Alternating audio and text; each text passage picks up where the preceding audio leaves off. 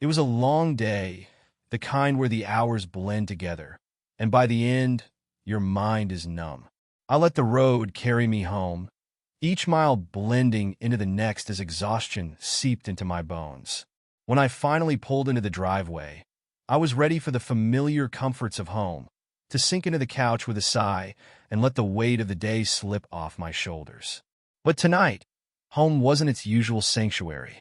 Instead, there she stood in the entryway, with a warm, almost mischievous smile that caught me off guard. "I have a surprise for you," she said, holding something behind her back.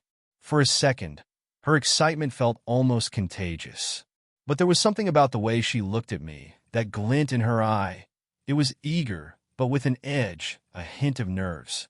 Finally, she produced the surprise, a single plane ticket, gleaming under the hallway light.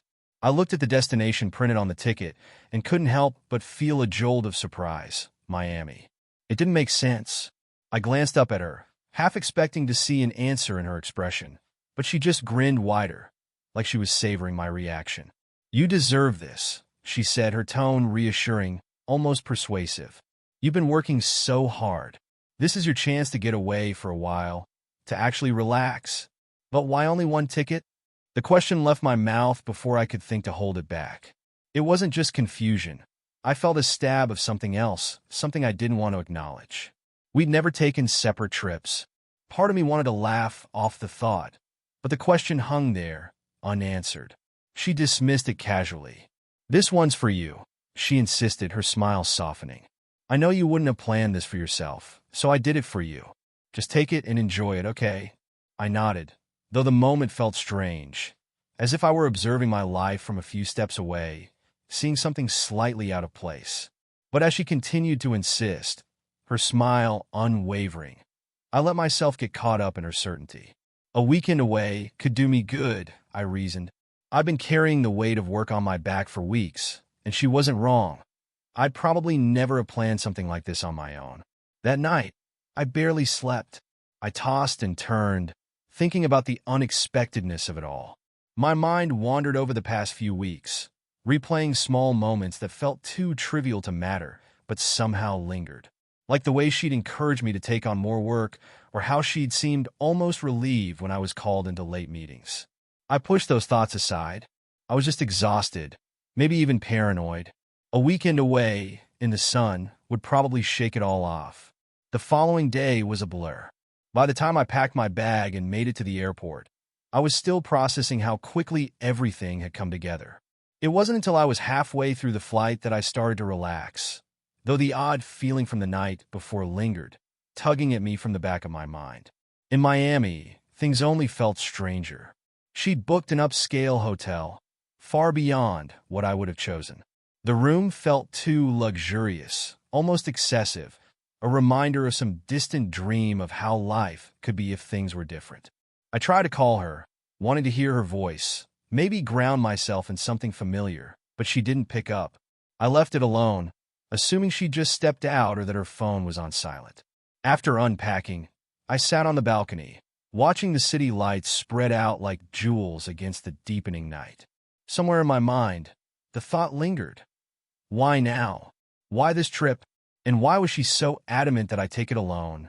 There was a time when she would have come with me anywhere, when we would have celebrated just being away together, escaping the grind of daily life hand in hand. But lately, it seemed like the spark of that part of us had dimmed, replaced by something I couldn't quite name. As night fell, the view from the balcony blurred into darkness, and I sat there, alone with the weight of questions that felt almost too absurd to ask out loud. In the quiet, my thoughts circled back to her, to that final look she'd given me before I'd left, the warm, eager smile that hadn't quite reached her eyes. The day drifted by in pieces, glimpses of Miami sun, hotel linens that were too smooth, and the strange feeling of being somewhere I didn't quite belong. I spent the morning by the pool, watching the horizon, trying to settle into the trip, but the city's charm barely registered. I couldn't shake a restless undercurrent, a feeling that something was just out of place. In the afternoon, I dialed her number, wanted to hear her voice, hoping it would steady me. The call rang out. I waited a few minutes, telling myself that I was overthinking it. I tried again a few times over the course of an hour, each time feeling the worry scratch a little deeper. It was rare for her not to answer. Normally, she'd text back at least a quick message to check in. By the fourth try, my gut told me something was wrong. I set my phone down, pressing my palms into my temples, willing myself to relax. But the unanswered calls weren't just worry. They were the kind of thing that made me feel ridiculous for second-guessing myself. I remembered the nights when she'd encouraged me to stay late, her suggestion too casual to question. A simple push here, a suggestion there. Each time, I thought she was just being considerate of my work stress, giving me space. And that was why, about 2 weeks ago, I'd made a decision I wasn't proud of. I'd installed hidden cameras. The decision had felt both necessary and uncomfortable, the kind of thing I never thought I'd do. But the truth was, I'd begun to feel like I was seeing someone I didn't quite know, like a part of her was slipping away, beyond my reach. I couldn't explain the sense of something missing, but I needed to feel sure that it was all in my head. Now, alone in that Miami hotel room, I opened the camera app, suddenly too anxious to even consider the possibility of being wrong. I just needed to make sure she was safe, maybe calm my mind with a glimpse of her curled up in our living room, reading, or even working. But when the video feed loaded, what I saw made my stomach twist. The lights were low, the music loud. I could see the living room crowded with people, half strangers, and only a handful of familiar faces. A party. In our home. A dozen questions flooded my mind, each one sharper than the last. I watched her move through the crowd, laughing, her head thrown back as she twirled a glass in her hand. She looked radiant, alive in a way I hadn't seen in months, maybe longer. She wore a dress I hadn't seen before, one that glimmered under the dim lights, her hair loose and styled in a way that made her look different, more carefree. Somehow, I waited, hoping that she'd notice the missed calls, that she'd check her phone and see that I'd been trying to reach her. But instead, she laughed, holding her drink a little too high, her smile too wide, her arms slung around the shoulder of someone I didn't recognize. Her phone was in her other hand, but it seemed forgotten, like it wasn't part of the life she was living in that moment. My jaw tightened, my mind racing through every possible reason, any innocent explanation. It was just a party. She'd always been a social butterfly, and maybe I reasoned maybe she was just blowing off steam with friends. But the doubt had already planted itself, its roots wrapping tight around my thoughts. I couldn't look away. I tried to reconcile the woman on the screen with the woman I knew, the woman who'd encouraged me to come here, to take a break. Then she laughed, her gaze fixed on something out of view, her hand slipping down to silence her phone. For some reason, that small gesture felt like a betrayal, a decision to silence me, to shut me out. The sight of it was enough to make me grab my phone and search for flights home. It was impulsive, I knew that. She'd probably think I was overreacting. But I couldn't bear the thought of staying in that hotel room, letting her world carry on without me, unbothered by my absence. It was a need to know, a need to understand exactly what was going on in the home I thought we'd shared, the life I thought we'd built together. I could feel the cold anger settling in as I punched in the details, booking the next flight out. I lay in the darkness of that hotel room, the silence thick around me. But even as my body begged for rest, my mind refused to quiet. I couldn't shake what I'd seen on the camera feed, that unfamiliar version of her, surrounded by people I didn't know in a home that now felt like a stranger's. Each time my eyes started to close, I'd jolt awake, fearing I'd miss something. I grabbed my phone, opened the app, and watched the scene in real time as people drifted in and out of view. Around 2 a.m., the house was finally quieting down. The guests had thinned to a handful, most lingering on the couches and kitchen stools. And for a brief moment, I almost felt relief. Maybe the worst was over, I thought, grasping for something, anything, to reassure myself. But then, my heart stopped. I saw her, lying on the couch in the dim light, between two men I didn't recognize. Her head rested on one of their shoulders, her expression unreadable, their arms draped around her in a way that made the blood drain from my face. I wanted to look away, to shut my phone off, throw it across the room, but my eyes stayed locked on the screen, unable to let go of this image. It was surreal, like watching a nightmare unfold. I lay there, numb, as the minutes turned into hours. I couldn't bring myself to sleep, not now. Every few minutes, I checked the feed, hoping to see an empty room, hoping she'd come to her senses and send them all away. Instead, the guest stayed, moving in and out of the frame while she moved from the living room to the kitchen and back again, like some endless cycle. At first light, my flight felt agonizingly far away. I'd managed to book a seat on the last flight of the day. At 8 p.m., the only option. It was going to be the longest day of my life. Every second crawling by while my mind cycled through fantasies of confrontation, scenes of exposing the truth, of watching her face fall in shame as I demanded answers. But those thoughts were hollow, powerless against the scene I'd witnessed. When I finally managed to drift off, it was only to be wrenched awake an hour later by the harsh reality of morning. Unable to bear the silence, I pulled up the feed again. The house was empty now, an eerie, disheveled silence filling each room. The floors were littered with empty cups, the countertops smeared with spills, every piece of furniture slightly off-kilter, as if my home had been claimed by strangers. I spent the day pacing, stuck in that hotel room as the hours stretched on. Each time I checked the feed, I found something else out of place. A broken vase, an overturned chair, remnants of what had happened last night. By mid-afternoon, the ache of helplessness had become a physical weight, pressing down on me, dragging each second out. I tried to distract myself, but every thought, every glance, brought me back to the screen, the house that now felt tainted, like I'd never see it the same way again.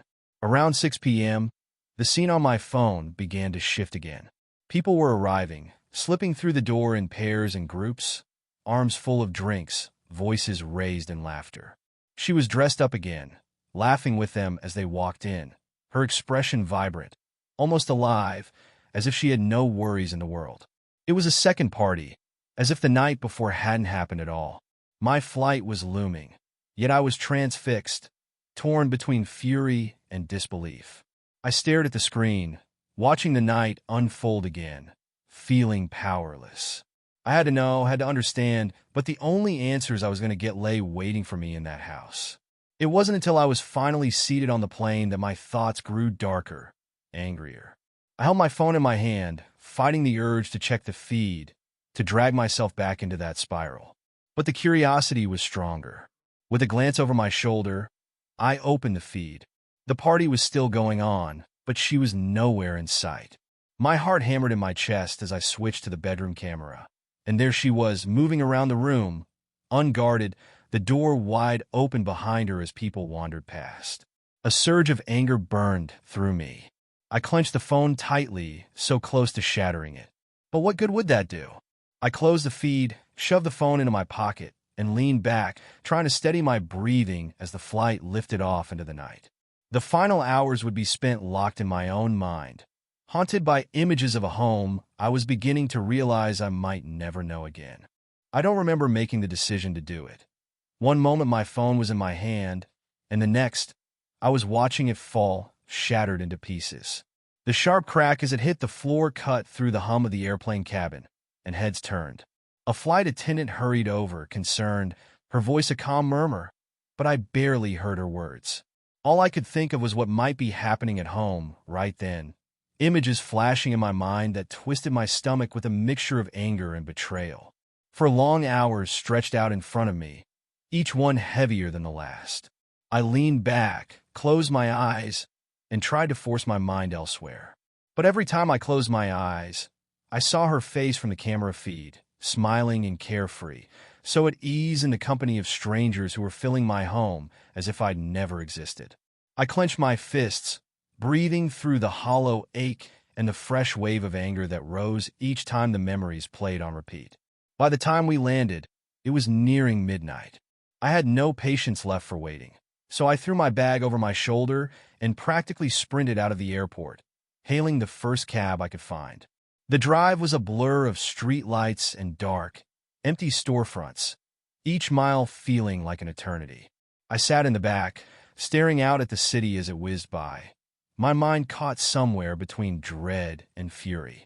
I didn't know what I would find, but I was too far past the point of caring. When we finally reached my neighborhood, I was met with a deep thrum of bass and laughter that spilled out into the night, audible even from down the block.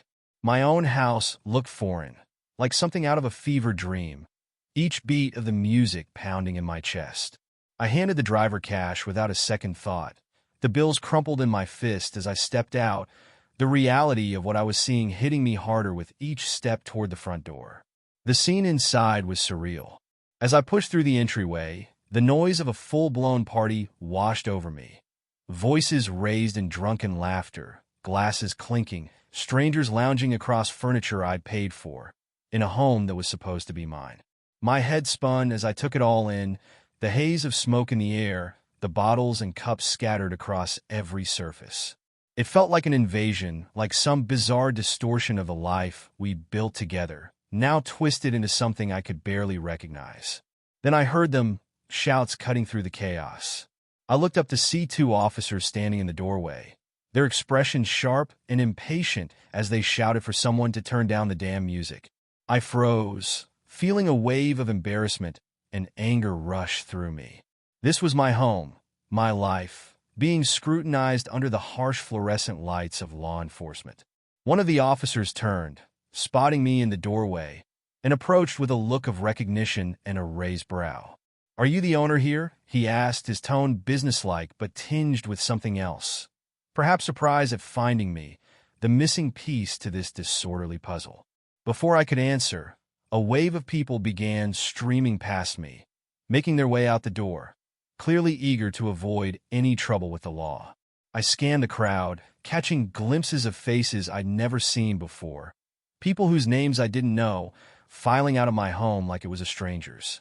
As the noise faded, I moved through the house, stepping over empty bottles, abandoned cups, and spilled drinks. My chest tightened with a mixture of disbelief and anger. But the worst was yet to come. I climbed the stairs, each step echoing in the silence, and turned toward the bedroom, dreading what I might find. The door was slightly ajar, and as I pushed it open, I was met with a scene that made me stop in my tracks. There she was, lying on the bed, asleep, her face peaceful, as if she'd been untouched by the chaos unfolding around her. The sheets were twisted and rumpled around her, the room filled with the lingering sense of perfume and stale smoke. She looked so calm, so unaffected, that I almost forgot where I was, as though I were an outsider looking in on someone else's life. A stab of shame went through me. How had it come to this? How had the woman I loved ended up here, asleep amid strangers and recklessness, while I stood in the doorway, feeling like an intruder in my own home? A sudden sound behind me snapped me back to reality. The officer who'd spoken to me earlier stood in the doorway, his gaze shifting from her to me. "Is this your home, sir?" he asked, his voice steady but with an edge of incredulity. There was something in his look, pity, maybe, that struck me, a stranger's sympathy in a moment I couldn't explain or even fully understand myself. I nodded, the words catching in my throat. I forced them out, each one bitter as it left my mouth. "Yes, this is my house." As the officers looked on, I moved numbly, helping her dress, pulling a sweater over her shoulders, guiding her arms through the sleeves. She was barely aware, her movements slow and unsteady. The officers checked her over with quick efficiency, their expressions revealing nothing but the barest hint of judgment, a subtle tightening around their eyes.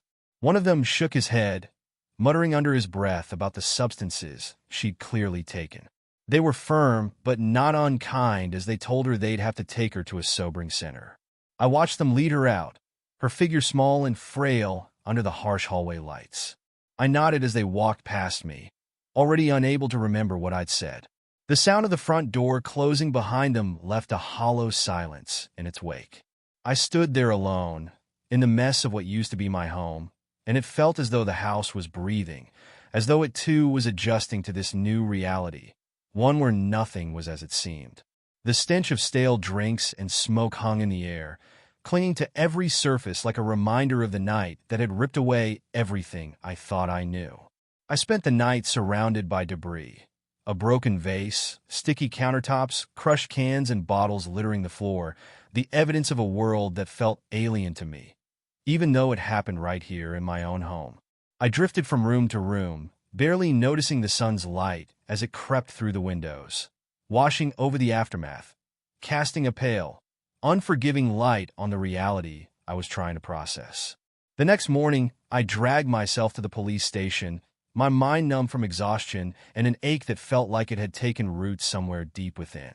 I didn't even know why I was going.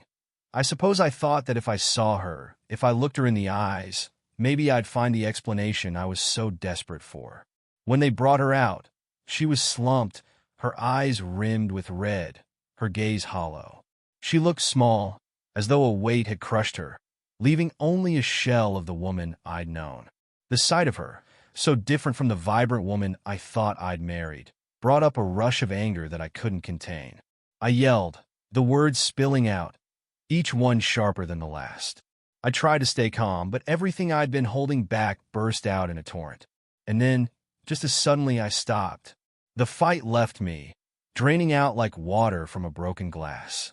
I sank into the chair across from her, waiting, feeling a numbness settle over me as I looked at her, waiting for something to make sense. Her voice was soft, almost a whisper, as she began to speak, her words coming in stops and starts. She told me she didn't love me anymore. She admitted that while I'd been at work, she'd been bringing other men into our home, into the very life we'd built together. She looked at the table as she spoke, avoiding my gaze, as if she was somewhere far away. Her words were a confession, but also a resignation, like someone surrendering to something inevitable. I'm tired, she said, her voice barely audible, her hands twisting together in her lap. I've had enough of pretending, of trying to be something. I just can't be anymore. I didn't know what to say. Her words hung in the air, as heavy as stones, each one weighing down on me until it was hard to breathe. I looked at her, at the woman I thought I knew, and found only a stranger. She was tired, she said, but she didn't see what it was doing to me, how her choices had shattered everything, leaving me to pick up the pieces of a life that now felt hollow, empty.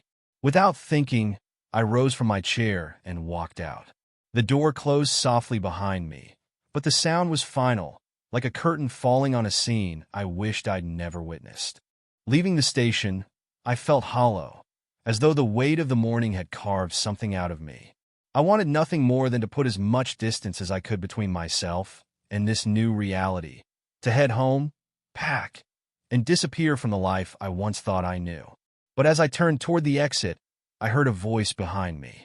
One of the officers, a face I'd seen briefly in the chaos of last night, caught up with me, his expression serious, almost sympathetic.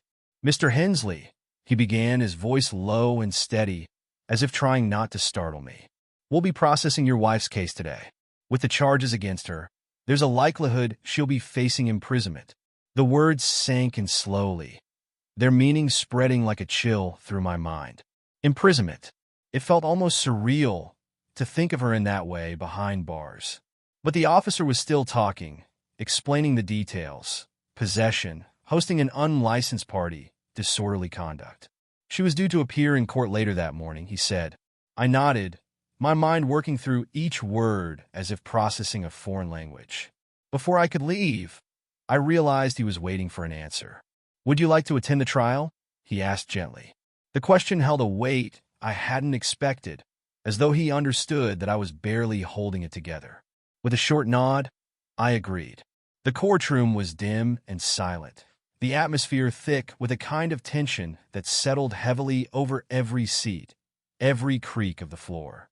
She sat across from me, her face pale and drawn, eyes flickering with a mix of panic and disbelief.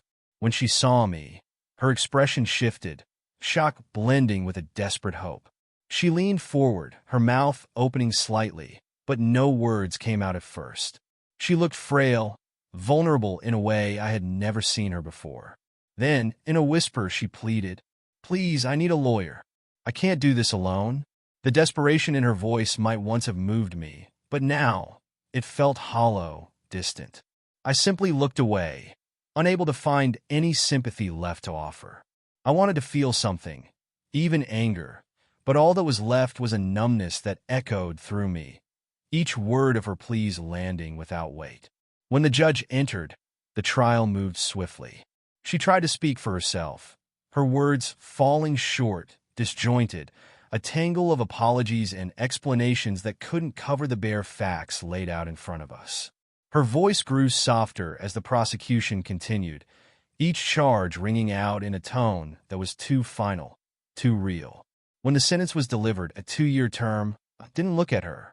I couldn't bear to see her face, not with everything that had been said. But I could hear her. Her voice cracked, pleading with the court, with the officer beside her, with me. I felt her gaze on me, desperate and broken, begging me to step forward, to help. "Please," she cried out, her voice hoarse and thick with fear. "Please, I can't go to prison. I'll pay it all back. I just need someone, please help me." I felt the weight of her words, the stares of everyone in the room on me, waiting to see what I would do. But I stood still, my hands clenched at my sides. Her pleas might once have melted me, but now they were hollow, almost foreign. I'd heard enough. The guard gently guided her out of the room, her voice fading as she kept calling my name, hoping for something I could no longer give. I watched her go, the last glimpse of her face twisted in despair, and then I turned and walked out. When I finally returned home, I felt exhausted, like I'd lived through years in a single morning. I moved through the house in a daze, stepping over the remnants of her parties, the stains and debris that littered every corner, and the reminders of the woman she'd become. Without a second thought, I went to our bedroom, pulled out a suitcase, and started packing my things. Each item felt like a piece of closure, one step closer to finally leaving this wreckage behind.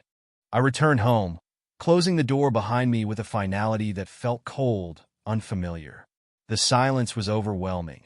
The echo of what had happened, what I'd seen and heard, reverberated through every room, every piece of furniture that now felt like a stranger's. I had no plans, no intention of staying here longer than it took to pack up and leave. My feet moved automatically, carrying me from room to room, emptying drawers, filling bags with whatever pieces of my life I could salvage. Within an hour, the car was packed.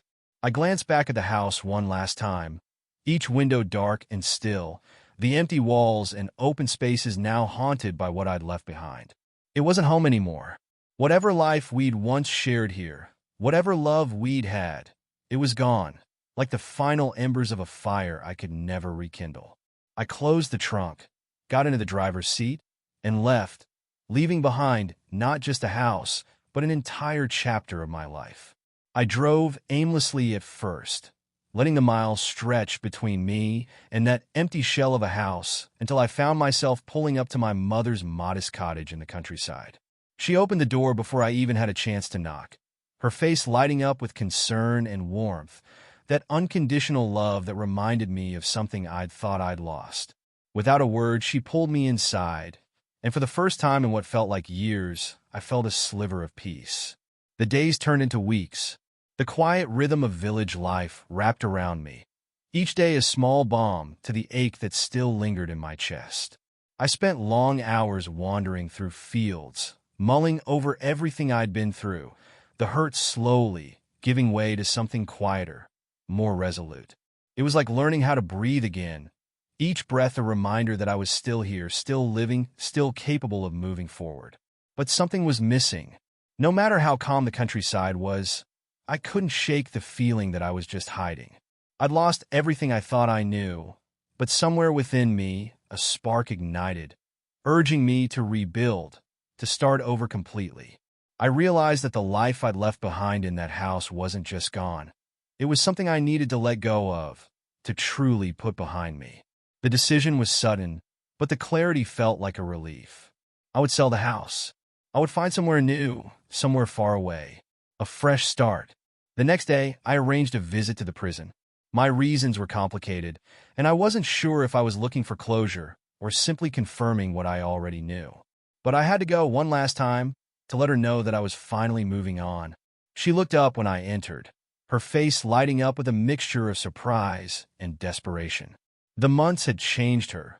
There was a vulnerability there, a rawness that almost made me pause. She started talking before I even sat down, her words spilling out in a rush, pleading with me to help her, to find some way to lessen her sentence, to be there for her in some small way. But her words only hardened the resolve I'd found. I didn't raise my voice at first. I was done with anger, done with letting her pull me into her spiral. But as she continued, each plea, each desperate promise, it broke something in me. I felt the months of silence, the pain, the anger all swell up, and finally I snapped. "Help you?" My voice was louder than I'd intended, filling the sterile room with a sharpness that startled her. "After everything you've done, everything you threw away, I owe you nothing." "Nothing?" She recoiled, her eyes filling with something close to disbelief, maybe even fear. I watched her crumble, pleading with me one last time, her voice barely a whisper. But I didn't care. I was done being the man she could rely on, the one who'd sacrifice everything for her mistakes. She had made her choices, and I was making mine. I stood, nodding to the guard, and without looking back, left her behind for the final time. Back at my mother's, the plans came together quickly. The sale of the house went through in a matter of weeks, the papers signed, the keys handed over, the last traces of my old life boxed up and gone. I bought a one-way ticket to Miami, the city where, ironically, everything had first fallen apart. But now it felt like a symbol of something else, a chance to begin again, to redefine my life on my own terms. The day I left for Miami was warm and bright, the kind of day that holds the promise of new beginnings. As the plane lifted off, I felt a weight leave me, replaced by something light, something that felt a lot like hope. I didn't know what was waiting for me, but for the first time in months, I was ready to find out.